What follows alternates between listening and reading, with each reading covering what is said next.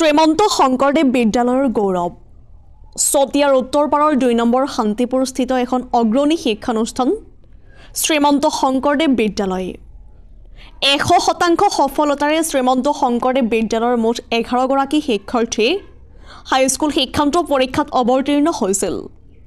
তাৰে ৩ গৰাকী ষ্টাৰ ৯ গৰাকী প্ৰথম বিভাগ আৰু ২ গৰাকী দ্বিতীয় বিভাগত উত্তীৰ্ণ হয়।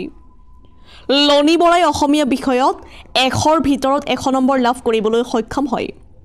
ছাত্ৰ-ছাত্ৰীসকলে অসমীয়া, ইংৰাজী, সমাজ বিজ্ঞান, গণিত, উচ্চ গণিত আৰু ভূগোল বিষয়ত লেটাৰ নম্বৰ লাভ কৰে। শ্ৰীমন্ত শংকৰদেৱ বিদ্যালয়ৰ পৰা লনি বৰা, নয়নিকা মেছ, হিমাশ্ৰী বৰা, সংগীতা ৰাজখোৱা, ৰাহুল বেজবৰুৱা, মৌচুমী বৰুৱা, পল্লৱ হাতী বৰুৱা, জ্ঞানশ্ৰী নাথ, ময়ূৰী কলিতা, পূজা বসুমতাৰী আৰু সঞ্জয় কলিতা শিক্ষাৰ্থীৰে উত্তীৰ্ণ হয়।